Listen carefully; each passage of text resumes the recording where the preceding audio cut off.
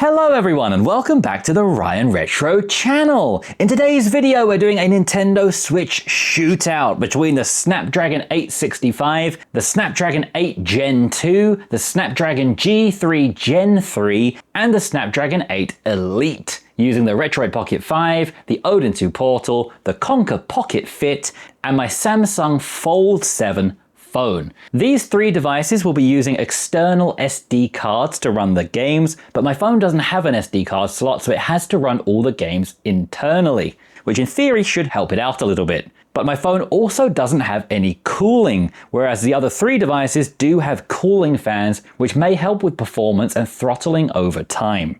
I made a shootout video of these three devices recently, and I chose to use the exact same build of Eden for all of them, which a lot of people said wasn't fair because it's not necessarily the best option for this. So this time around I've changed the methodology. We're now using the latest build of Eden for these three devices, with turnip drivers that work very well for those, and for the Snapdragon 8 Elite here we're going to be running Kenji-nx, which at the moment runs better than Eden for Elite devices, with the 800.46 driver, the one that I've seen a lot of other YouTubers use and say works the best right now. Ryan from the future here jumping in to say that I've been testing quite a lot of games at this point, and while some games work really well on Kenji-nx on the Elite, most of the games just don't even open. I would say about 90% of the games wouldn't even launch. So I'm going back, testing again, and you're going to see me switching between Kenji-nx when it works and Eden as a backup if it doesn't. So if Kenji-nx doesn't work for anything, rather than just saying this can't play anything, I'm using the same version of Eden as these from the Play Store as a backup, just so we can at least try to get something working over here. So every device should be set up optimally to work the best that it can. They've all got the highest performance mode settings enabled. I haven't made any changes to the default configuration of Eden or Kenji-nx, except for enabling docked mode so that it's running in 1080p and adding a known good driver for each device. Apart from that, everything is completely default. So let's see which games will run and what kind of frame rates we can get. It's going to take me a really long time to make this four-way shootout. I've already spent 2 days just preparing the files, so I've cut out all of those tiny games that will just run on anything.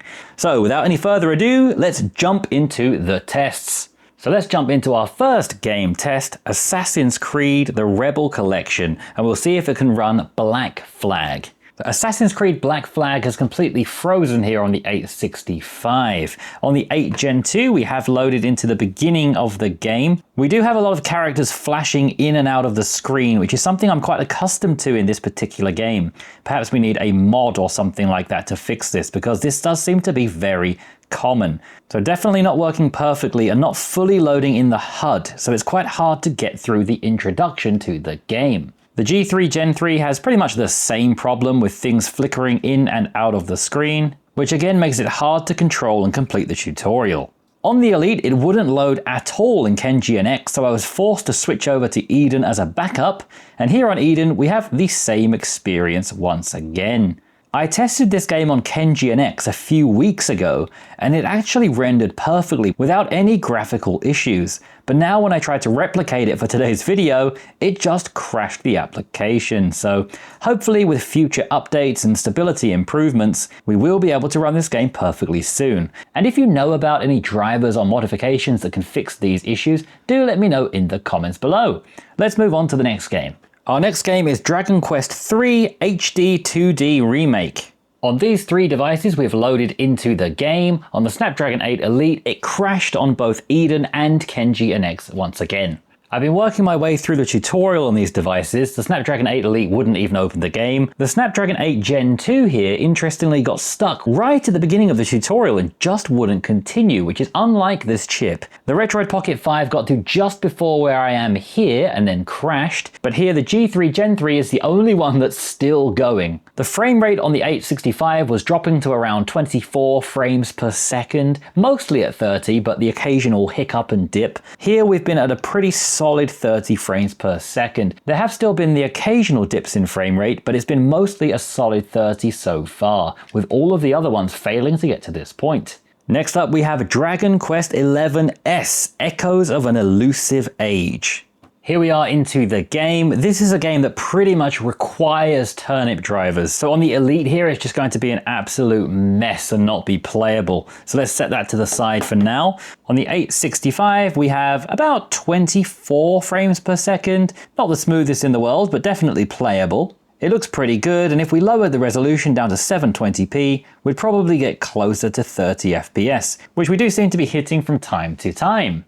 The Snapdragon 8 Gen 2 processor is also running at 30 frames per second, still dipping down to around 25 or 26 occasionally, maybe when loading in new textures, but it feels pretty smooth here. We do get a little bit of flickering in the background, something we could probably fix with a different driver perhaps. Mostly around 30 frames per second with a few dips here and there, but a pretty smooth experience. On to the G3 Gen 3. Here it does not dip below 30 even one single time. Even when swinging the camera around, it retains a perfect 30 frames per second and doesn't dip below it. We still have some of that texture flickering, which again we may need to fix with a different driver perhaps, but the performance is a locked on 30. By the way, I realize I'm only showing you the beginnings of games, but I only have a limited amount of time, and this isn't meant to be a definitive test. This is just to give you a kind of idea of what to expect. Next up is my favorite Switch game to play on these devices, FIFA 18, that usually runs pretty smoothly, that has some problems with HUD, display markers, and elements, that is fixed with Kenji-nx. So here on the Retroid Pocket 5, we have some quite goofy textures loading in and out, occasionally displaying properly, occasionally looking terrible. The performance is fantastic, a locked on 60 frames per second, no problem, but persistent issues with the elements on the screen. And with the Snapdragon 865 getting a solid 60 frames per second, it's no surprise that the 8 Gen 2 also is super smooth here. The G3 Gen 3 is exactly the same again, super smooth, but with those HUD element issues. But the Snapdragon 8 Elite running Kenji-nx, which is built on Ryujinx, instead of Eden, which is built on Yuzu, doesn't have any of those HUD element issues. It displays the HUD perfectly. I find with Kenji-nx, the frame rate feels a little bit less smooth than Eden, and even though it claims to be 60 frames per second, it feels a little bit laggy. But there are no HUD issues whatsoever, the game is running great, and this is a really nice experience, which makes me hopeful for the future of the Elite if we can get some better driver support. Our next test is Metroid Prime Remastered, which in my last test only ran on the Retroid Pocket 5, so let's see if we have any better luck this time around. This time around it seems to be loading on all of them, which is a promising start. We've got some really interesting texture glitching going on the Elite over here. It doesn't really seem to be loading in the textures properly like the other three are. Once again, this is just something that turnip drivers give you that we don't have access to on the Elite right now. So if you're picking up an Elite device like the Konkr Elite version or the Odin 3, be prepared for a lot of glitchy textures in a lot of games. Yes, it has a lot of raw power, but it might not necessarily be able to play the games you want it to. We seem to be getting attacked by some kind of big lime jelly in the Elite version. So on the Snapdragon 865, just like in our test last week, everything is running really nicely here, getting what looks like a smooth 60 frames per second, and everything looks great. On the Snapdragon 8 Gen 2, we have a similar experience. Everything feels lovely and smooth here. 59.9 frames per second, all looking good. The G3 Gen 3 is similarly very smooth and nice. No issues getting a smooth 60 frames per second, if the less powerful versions are as well, of course. And then when it comes to the Snapdragon 8 Elite, if you're sensitive to flashing lights or not a fan of discos, I'd say look away now. This is what we're getting. We have an absolutely crazy rave going on here on the Snapdragon 8 Elite, and honestly, I kind of like it. It's not really the game as it was meant to be played, but looks like a pretty good time to me. Next we have My Time at Sandrock, a game I'm enjoying playing on Game Pass, but I've never been able to get working on emulation like this before. Let's see if today can be the day. Usually when I try and run this game, it loads up into one of these initial loading menus and then it just completely breaks. I've not actually ever been able to get into the game before, except on one occasion, which if you're eagle-eyed, you might be able to notice on your screen right now. By the way, Kenji-nx crashed again because of course it did, so now we're using Eden again. So let's try to start a new game here on the Snapdragon 8 Elite. The Retroid Pocket 5 has already crashed as it always does on this game. The Odin 2 Portal over here can almost get into the game. You can create a character and it looks like it's going to work. It gets all your hopes up and it even loads up the initial part of the game. As it seems the Elite is doing as well. The game begins to load. We get the introduction cinematic, but then in my experience, it usually crashes right after this. Let's hope we can get into the game this time, but I found it usually crashes right around here. But it seems we are actually into the game. Oh no, now it crashed. Oh, it really got my hopes up again. It gets me every time. Let's check the Elite now, which has also unfortunately crashed. However, if you look down here at the Snapdragon G3 Gen 3, you might see the word continue. And yes, we are into the game. Now this is the very beginning. I've not even picked up any items yet. I'm kind of scared to do anything in case it breaks. And it has just broken. I don't believe it. Okay, this game is still not playable on anything. I was really hoping this was going to be a big voila moment to show you this game working on the Gen 3. But no, unfortunately, this game just doesn't work on anything. We get a little bit further into the game on different systems, but we can't play the game. Never mind. That's a fail all around. I was really hoping it was going to be playable over here. Our next game is Ni no Kuni, Wrath of the White Witch. Here I'm only at the beginning of the game, but all 4 systems are easily running at a smooth, solid 30 frames per second here. And this is a game that I wouldn't expect to tax the systems too much. And if the Retroid Pocket 5 gets a smooth 30 frames per second, the others all should as well. You just need to make sure you're using Odin to play this game. Kenji-nx has the infinite loading screen bug, which Odin seems to have fixed. So make sure you use Odin if you want to play this game. Our next game is Pokemon Legends Arceus. Pokemon Legends Arceus. On these 3 devices, the game loads in and plays perfectly smooth at 30 frames per second. You may see it drop a little bit below 30 on the Retroid Pocket 5 down to around 29 frames per second at 1080p. But it's a pretty smooth playing game, and if you drop it down to 720p, you're easily going to get 30 frames per second nice and smooth. On Kenji-nx and the 8 Elite here, we've had another crash. But even switching over to Odin is unfortunately not going to help on the Elite, because this is a game that's reliant on turnip drivers. Without turnip drivers, you don't get any textures whatsoever. You just get an absolute mess. This is going to be another one of those games where the power of the Elite just doesn't matter, because you're not going to have any textures. Let's see if we have any more success with Pokemon Scarlet. The initial signs are not particularly encouraging. This game again runs pretty smooth at 30 frames per second on these 3 devices, and it's just not able to load textures on this one. You'll see it's loading this map texture just fine, but a lot of textures are just going to be nothing. So it's not going to be playable on the Elite right now. Next, let's try Portal 2, a game that in my experience is a bit finicky to get working on Switch emulation. The Snapdragon 865 device has just crashed immediately upon launching the game, as did Kenji-nx, but running Odin on these 3 devices, we've got the game running at a smooth 60 frames per second. We're just at the beginning of the game, we haven't really done anything yet, but Portal is a game that doesn't really get any more complex as it goes along, at least in terms of graphical power, maybe in terms of brain power. So this is a game I'm pretty confident you can run at 60 frames per second across any of these stronger devices. I did see a little bit of texture flickering on the 8 Elite, but nothing as terrible as the Pokemon games. On the Snapdragon 8 Elite, there have been a couple of flickering, glitchy textures, but nothing too bad, and I think this will be a nice, smooth 60 frames per second experience. The Snapdragon 8 Gen 2 also feels really smooth, as does the G3 Gen 3. I think all of these devices are going to get a perfectly smooth 60 frames per second here, and I wouldn't be surprised if we could also get a smooth frame rate here with a different driver. Our next game to test is Red Dead Redemption. The Snapdragon 865 is getting around 26 to 28 frames per second with some dips down to around 23. Also some glitching out textures. The Snapdragon 8 Gen 2 looks nice and smooth at what looks like a locked 30 frames per second. The dips here are only around the high 28s. This looks like a really solid performer. I'm hearing the fan spin up here on the G3 Gen 3 for the first time.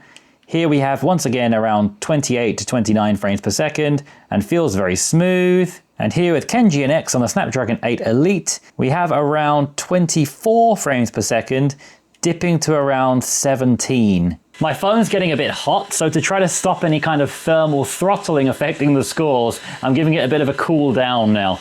Our next game will be Super Mario Odyssey. Here on the Snapdragon 865, running this game in docked mode, so 1080p, we're getting around 53 frames per second, jumping down to around 43 when I throw my hat.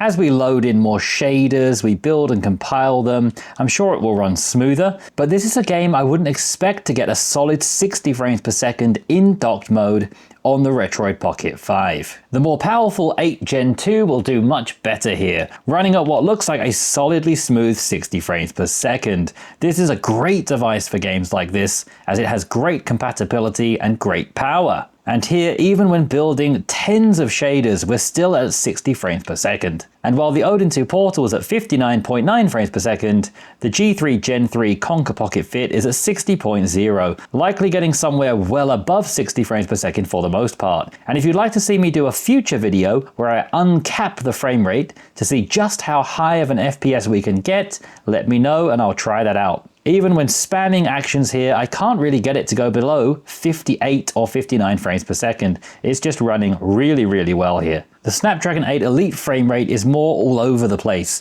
It's getting 60 frames per second like the others, but it's dropping down sometimes into the 30s, sometimes even into the 20s when we look around and load shaders. It's really inconsistent compared to the others and at a standstill at some points.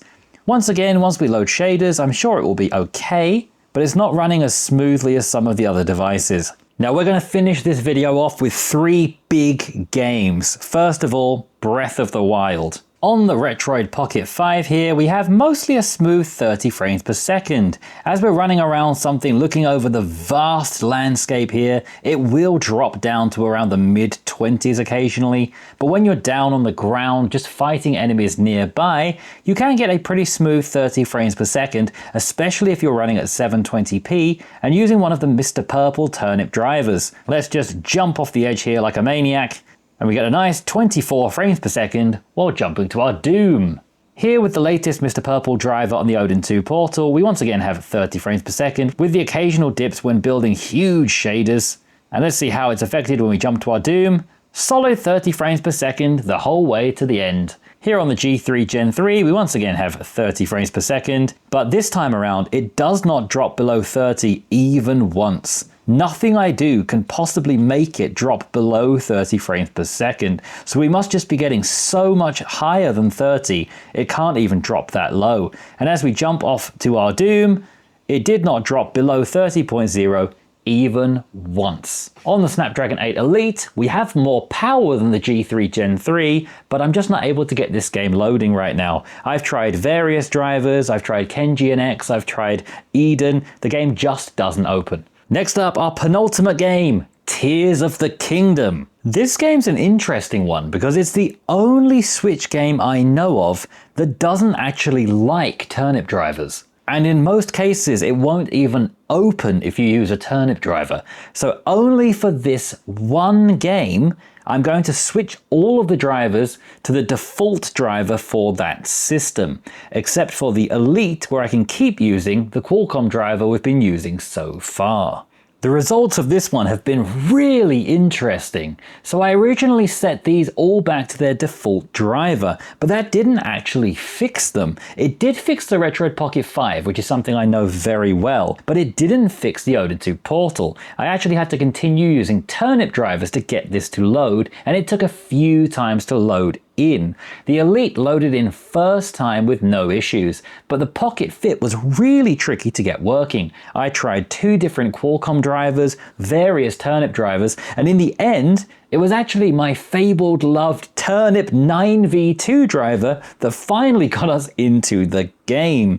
Now, apart from this game, I've not played around with the drivers on these 3 whatsoever. It's only this one game that's a pain to get working, so I wanted to just kind of play around with all of them and see if we could get them working to see what the frame rate's like. So let's have a look at the Retroid Pocket 5 first, which is the least powerful of the bunch. And we have a slow frame rate as we run around, getting definitely less than 20 in places. It says 21 on the screen, but this is clearly slowing down into the teens. Let's jump off the edge and see what kind of frame rate we can get. This is an absolute crawl. It looks like about 1 frame per second in places. Definitely not a very good performer, as expected. But let's jump into the more powerful Odin 2 Portal now. I know some people have got this game working quite well on here. The textures look good, the frame rate is definitely better than the Retroid Pocket 5 in the mid-20s, and I'm sure if we lowered the resolution down on these, we could get a pretty respectable frame rate. Jumping off the edge, once again a pretty poor frame rate, but this must be one of the most demanding parts of the game. Moving on now to the G3 Gen 3. This will be my first time looking at this. It was hard to get this to even open, and it was my 9v2 driver that finally did so. We have a locked on 30 frames per second so far, it seems, and a lot more of the world loading in than on the other devices. But once again, we are getting a low frame rate here. The 8 Gen 2 has now crashed. The Retroid Pocket 5 is still going strong. We definitely have more textures loaded in here, and it says it's a solid 30 frames per second. Definitely looking better here than there, but let's see when we get to the ground. The Snapdragon 8 Elite has the typical problem that the textures are just absolutely awful. The frame rate seems pretty solid, and if we could fix those textures, this would be a pretty smooth experience. The sky is just all yellow, like I believe it was on the other two devices, and all of them except the G3 Gen 3. Let's jump off down to the bottom and see what kind of frame rate we get once we land in the water. The Snapdragon 8 Elite has now unfortunately crashed as well before it made the water, leaving us with these two remaining. The Konkr Pocket Fit using the 9v2 driver I usually run on the Retroid Pocket 5, and the Retroid Pocket 5 using its default built-in Qualcomm driver. So they've had a bit of a switcheroony here. The Retroid Pocket 5 looks pretty good, although we seem to have frozen right there. I'd say the frame rate's quite respectable when it's not frozen, considering the small size of the Retroid Pocket 5. When the shaders are built, it seems to be at around 30 frames per second. It's just slowing right down to around 18 when it's building in shaders. But this looks pretty good. I'm sure if we lowered the resolution and played around with it a little bit more, we could get an improvement here. But I have always struggled to get a solid frame rate with the Retroid Pocket 5 in this game. So I have higher hopes for the much more powerful Konkr Pocket Fit. Here once again, when it's smooth, we get 30 frames per second, and when it drops down while building shaders around, instead of dropping down to around 18 frames per second, it seems to be dropping down to around 26 or 27. But the frame rate is mostly quite solid at around 30. Of all the handhelds I've played so far, this Konkr Pocket Fit with a G3 Gen 3 processor definitely seems to get the highest frame rates the most consistently. Oh, but we are getting some strange textures appearing now. So we now come to the final game in today's test, another one that's quite a big, difficult to run Switch game, and that is The Witcher 3 Wild Hunt. Let's see how this runs on the 4 devices. And as usual, I'll test it on Kenji-nx over here, and if it doesn't work, I'll try it on Odin. So I'm back in this starting room of The Witcher 3 for a million times, and if you're curious why I'm not loading previous save files for this, by the way, it's because I've not found a way to transfer Odin save files over to Kenji-nx. So I need to start all of these games from the beginning again. So I'm just starting all of them from the beginning so they're at the same point in the game and we can easily compare them. I will try and progress through the save files a bit more, so in future tests we can test from at least a little bit further into the game. So on the Retroid Pocket 5 here, The Witcher 3 at 1080p, it's just not going to happen. The Witcher 3 at 720p doesn't really happen either. The frame rate is around 9 frames per second right now, and we're even just indoors, not in a particularly super demanding environment.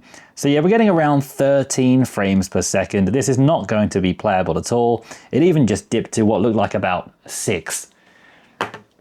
Moving up to the Odin 2 Portal now, immediately a much smoother experience. Still some dips as it builds shaders, but getting to 30 frames per second here and there, seemingly averaging somewhere between 25 and 30. This game is decently playable on the Odin 2 Portal. On the Konkr Pocket Fit, we have even more power than the Odin 2 Portal. So here, once again, we're at 30 frames per second, dipping to somewhere between around 26 or 28, but as this game is playable on the Portal, we shouldn't have any issues here on the Konkr Pocket Fit because we have even more power and still have turnip driver support. Kenji-nx now on the Snapdragon 8 Elite, and we have a pretty decent performer here. Again, it's getting up to 30 frames per second, sometimes dipping down to around the mid-20s or so, but it seems to be pretty playable. Even without true driver support, this game is one that seems like we might be able to get working, thanks to the raw power of the Snapdragon 8 Elite I keep hearing about. Of course, we're going to have to get further into the game to really test them out, and that's something I'll try and show you on my channel soon, but the early signs are promising here. The main issue is not even with performance. The main issue is with texture glitching, which happens in far too many games. So that was a test of around 15 or so games across 4 different devices that took me a really long time to put together. Now, I really wish I could have shown you further into the game. I wish I could have shown you various drivers on different devices, but even just this today took me multiple days to put together, transferring files, and the filming and editing is going to take me a really long time as well. So I really wish I could have been even more thorough. I wish I could have done lots of other stuff, but you know, I'm also working a full-time job. I'm sorry, I just don't have the time. I try my best, and I hope it was helpful. If it was, please give me a like and subscribe if you haven't already. That will really help me out a lot. And I hope you got some information from this about maybe what you want to buy, like the Odin 3 or the Konkr Pocket Fit. I've been loving the Konkr Pocket Fit, and I'll be putting out more videos on this soon, including a dedicated Switch video of this, and watch out next week where I'll be putting another shootout of these devices with Windows games, and there will be a giveaway in that video as well. So please watch that, please stick around, join in the chat with me in the comments, watch the video to the end, all of that lovely stuff, and I'll see you again in the next video. Bye!